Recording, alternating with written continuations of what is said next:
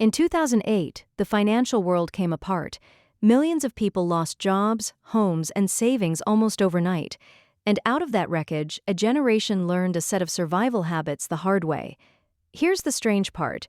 The people who kept those habits, even after the economy recovered, quietly became the wealthiest. Not because they earned more, but because the crash taught them how money really works.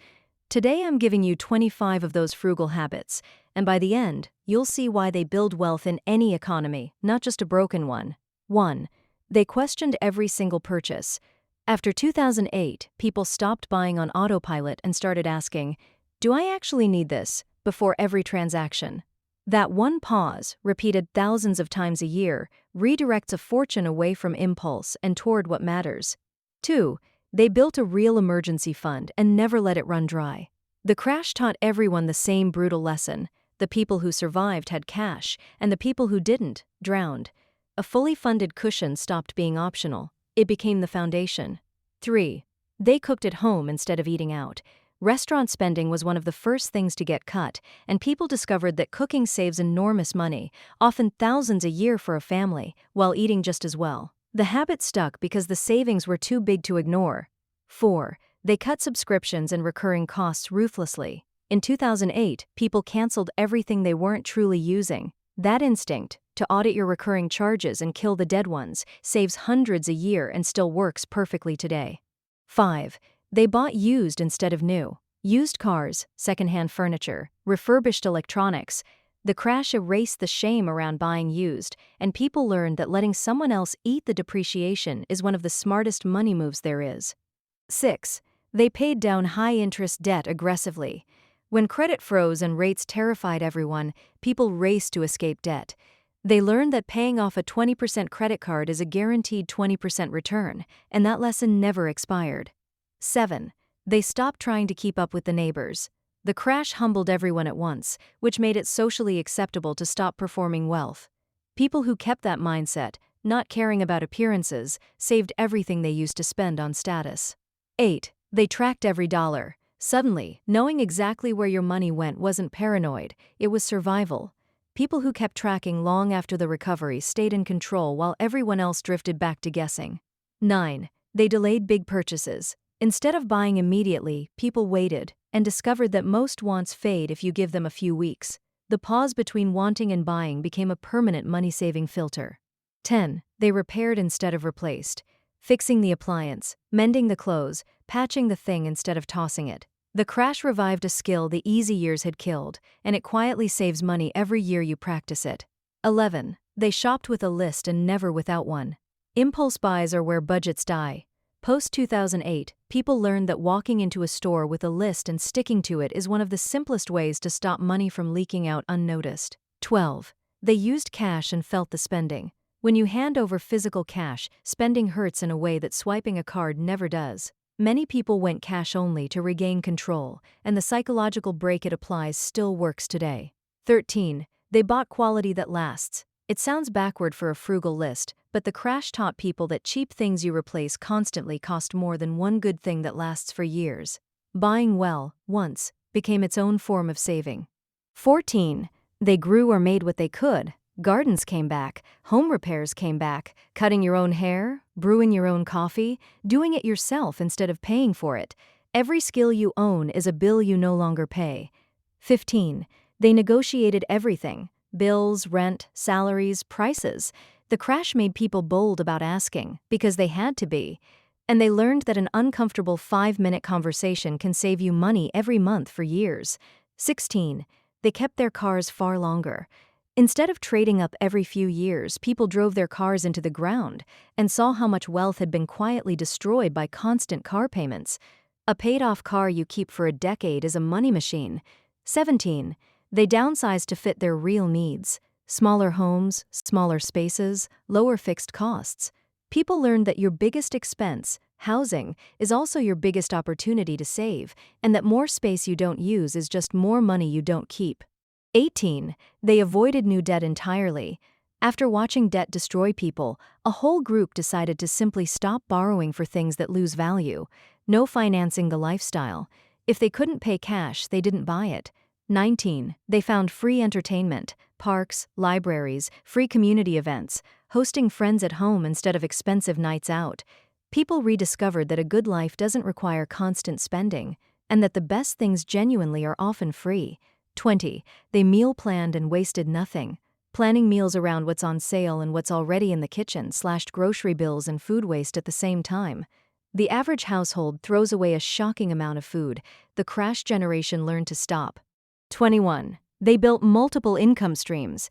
When one job could vanish overnight, people stopped trusting a single paycheck. They picked up side work, built skills, created backup income, and learned that diversified income is as important as diversified investing. 22. They invested while everyone else was scared. This is the big one.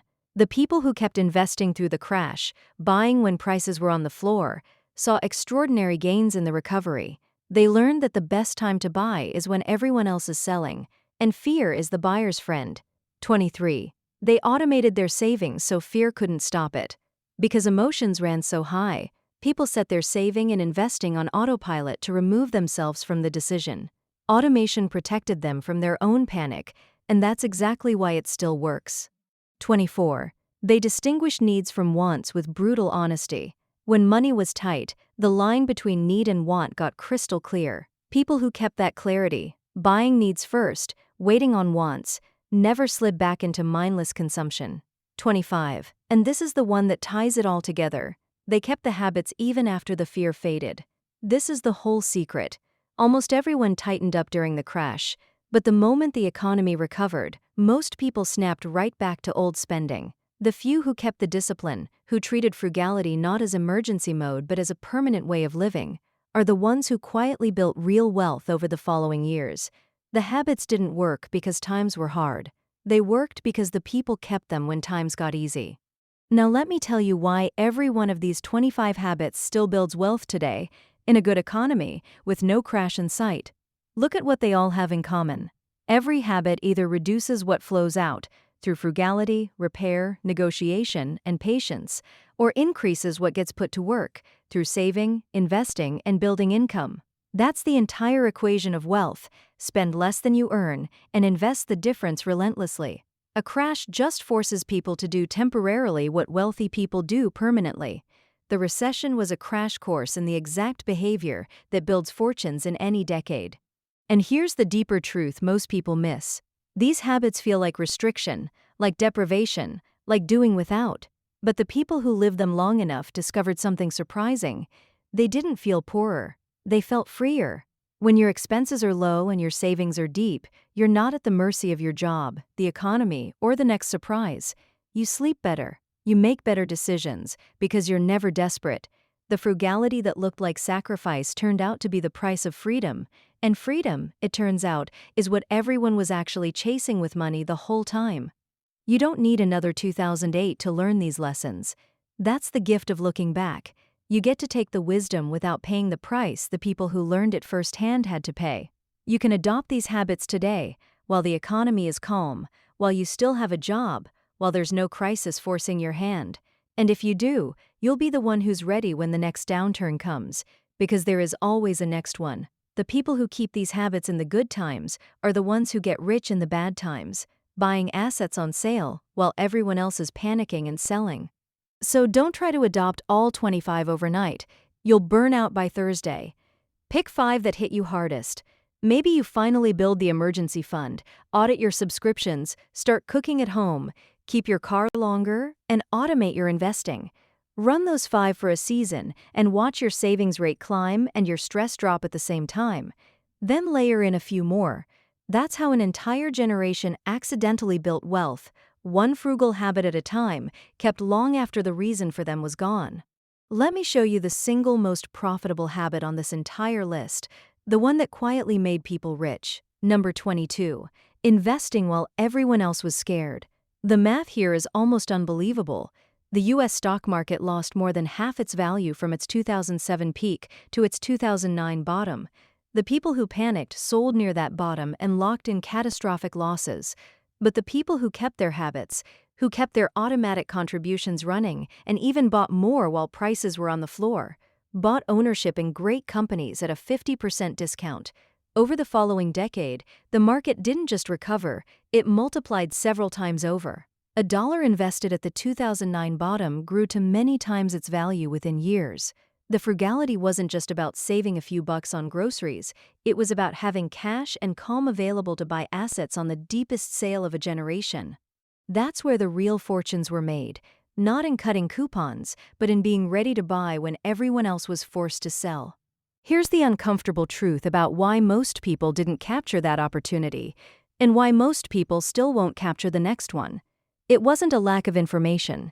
Everyone knew stocks were cheap in 2009. It was a lack of two things: cash to deploy and the emotional steadiness to deploy it. The people who had built emergency funds and kept their expenses low had both the money and the calm to act. The people living paycheck to paycheck had neither. They were too busy surviving the loss of a job to think about buying stocks, and they had no spare cash even if they'd wanted to. This is the hidden link between the boring, frugal habits and the dramatic wealth. The frugality is what gives you the ammunition and the stability to seize the once-a-decade opportunity. Frugality in calm times is what funds aggression in scary times. Now let me reframe why these habits build wealth in any economy, not just a crisis, because this is the part people miss. Every one of these 25 habits does one of two things. It lowers the money flowing out, or it increases the money getting put to work. Cooking at home, buying used, repairing instead of replacing, negotiating bills, avoiding new debt, all of these widen the gap between what you earn and what you spend. Building emergency funds, paying off debt, building income streams, and investing through fear, all of these put that widened gap to productive use. Spend less. Invest the difference relentlessly. That's the entire formula for building wealth. In 2008, in 2026, in any year. A crisis just forces people to temporarily do what wealthy people do permanently. The recession was a free, brutal masterclass in the exact behavior that builds fortunes, and the only people who kept the lesson were the ones who kept the habits after the fear faded. And here's the surprising emotional truth the survivors discovered. The one that flips the whole idea of frugality on its head. They expected these habits to feel like deprivation, like a punishment they'd be glad to drop the moment the economy recovered. Instead, the ones who kept them found something unexpected. They felt freer, not poorer. With low expenses and deep savings, they were no longer at the mercy of a boss, a landlord, an emergency, or an economy. They slept better. They made calmer, better decisions because they were never desperate. The frugality that looked like sacrifice turned out to be the price of a kind of freedom most people never experience, the freedom of not being one bad month away from disaster. That freedom is what they refused to give up when the good times returned, and that refusal is exactly what made them wealthy. They weren't keeping frugal habits, they were keeping their freedom. So which of these 25 are you already living, and which one hit a little too close to home? Tell me in the comments. I want to know which habit you've been avoiding. If this reframed frugality as freedom instead of sacrifice for you, give it a like so it reaches someone who needs to hear it before the next downturn. And subscribe, because next time we're getting into 10 stoic money rules that make you quietly rich, the ones most people completely ignore.